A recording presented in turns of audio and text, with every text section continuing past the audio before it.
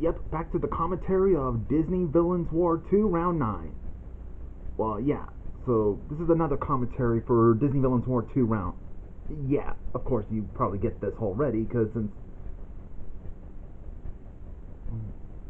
Yeah, if you saw the commentaries of Disney versus Marvel, you would know that it is a battle of...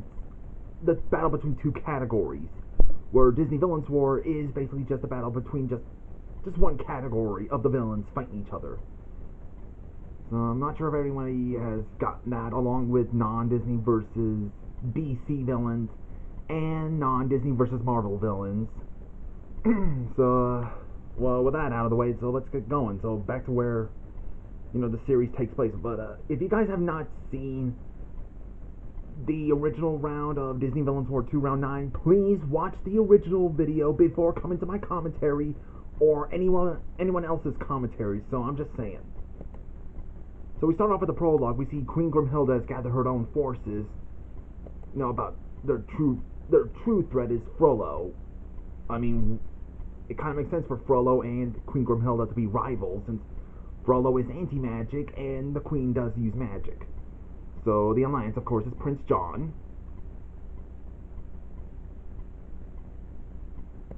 Sarouche, Governor Ratcliffe, and... yeah, watching these clips always reminds me of why I hate Disney straight-to-DVD sequels. But there are some Disney sequels... okay, the reason why many people always hate the Disney straight-to-video sequels is because the animation styles are just so bad. But there are some decent and good ones, like Lion King... Lion King sequels, the Aladdin sequels, Peter Pan 2, Bambi 2, Cinderella 3. I guess the Little Mermaid sequels are okay-ish, but meh. And 101 Dalmatians 2 and Tarzan 2. If you guys have not seen Disney's December review of Tarzan 2, I'll leave the link down below. But then you got the bad ones like Hunchback 2 and Pocahontas 2 and Mulan 2. They're just so bad. Now, I should probably leave the links of all the Disney December reviews of these also. And there's Duke Ickthorn, along with Dr. Facilier, and Hoagie, who is actually Lawrence in this animated form. While the meeting's over, Facilier has some other business to attend to, which gets Ratcliffe interested. Then back in the CGI realm, we see the Mad Doctor gather his own alliance, Hopper, the animatronic Captain Hook, from Epic Mickey. Cool, now we get to see more Epic Mickey villains. Lock, Shock, and Barrel. I guess since Oogie's gone, so I guess they're going to be working for him. Unless the Mad Doctor brings Oogie Boogie back. Now that'd be cool.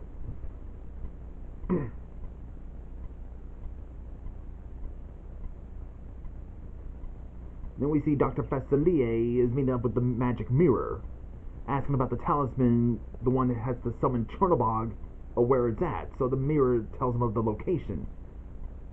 Goes off, and I like that Hoagie's like, well, now that that's been done, I guess I can ask the mirror some questions too.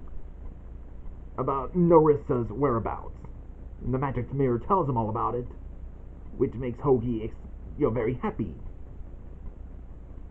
And this makes Ratcliffe wanting to betray the Queen.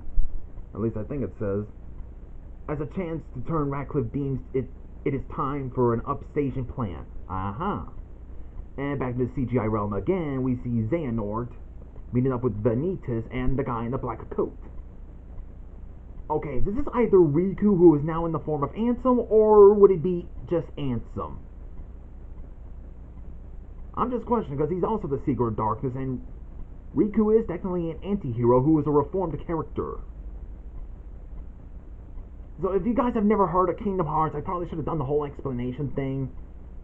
There are some people who just look at these after watching the commentaries or seeing the original videos. They'd be like, wait a minute, I thought Kingdom Hearts was just an epic Disney crossover thing. No. It's not just an epic Disney crossover thing. Disney is not the main focus. Okay, it is Disney, but it's also Square Enix. it's not just Disney they have in there. There's also Final Fantasy characters, along with the world that ends with you, which is only in Dream Drop Distance game. Okay, it's basically a combination between Disney and Square Enix properties. So it's not just an epic Disney crossover thing. See, Disney is not the main focus. The main focus is on the original character named Sora. He's not from any Disney movies. He's not from any other Disney games. He's not from any Disney theme park rides. He's not from any Disney television shows. He's not from any Disney comics. He's only an original character that was only made for the game, for the plot, for the story. That's just it, along with Riku and Kairi. They're not from any Disney properties. They're the original characters for the game. That's just it. So Sora is the main focus of the game.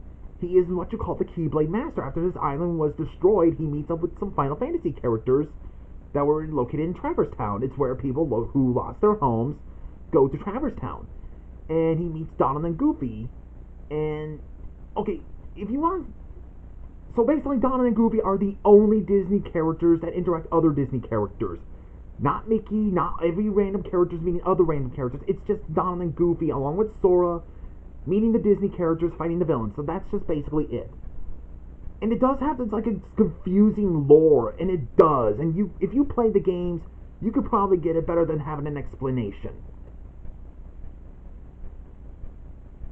So Xehanort meets up with these guys that are now the Seekers of Darkness. And Xehanort reveals his next step to Vanitas. As Vanitas goes to his next step of the plan, the black-coated man, it's either Ansem or Riku. Or are these two going to be separated? I'm just asking.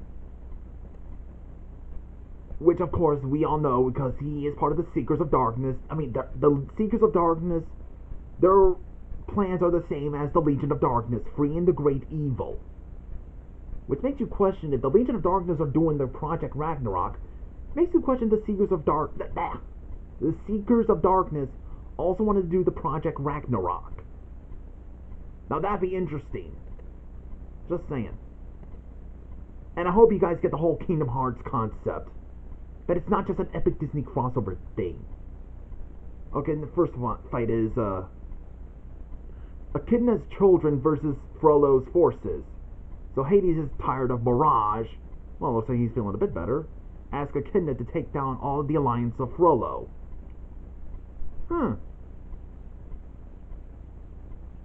Yeah, just every random monsters you can think of from Greek mythology. Even though, despite the fact that I hate the Hercules show, I am a bit happy that they are in the war. Mostly the Greek mythology concept. I kind of wish the Hercules show was much better than what we got. Instead of it being about Hercules, why not have it be after the movie where Herc has a son? Now that would be much better. Well, in the original Greek mythology, Herc did got married and had kids, but he killed them all because Hera put him under a spell. That's what happened in the original Greek myth. I'm just saying. So there's a chimera.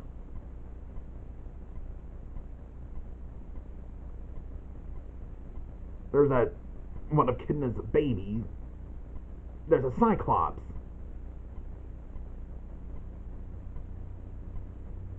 Yeah, they were like, what the heck? Now charge! Yeah, this is basically, yeah, I can see why Frollo would recruit these guys, because in case there might be some powerful monsters going around, yeah, they gotta take them down.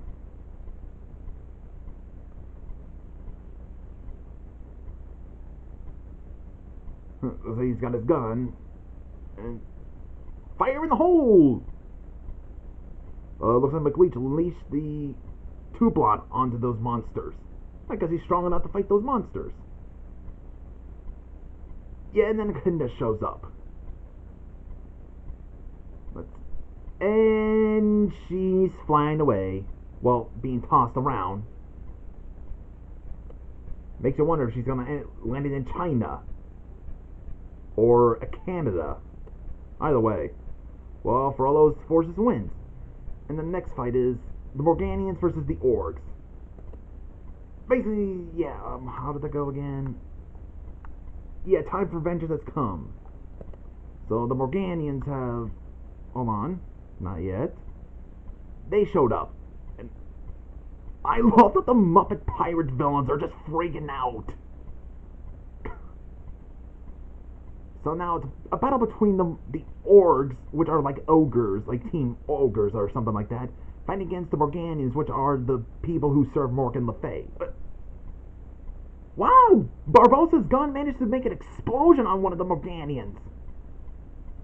Nice! I mean, Barbossa, did you just borrow the gun from the car off of that guy with the glasses.com? That I want to know.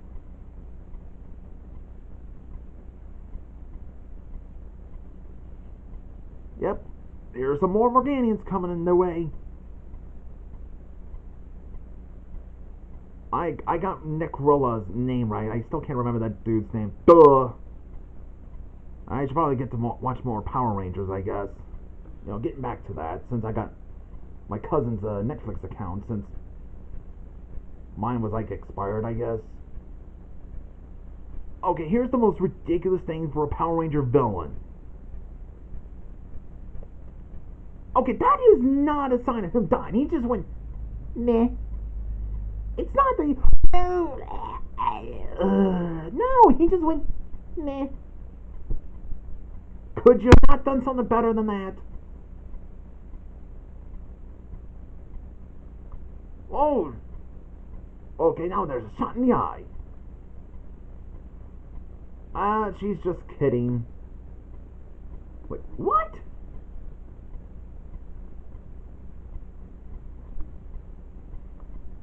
A fight between a pirate and a knight. Hold on.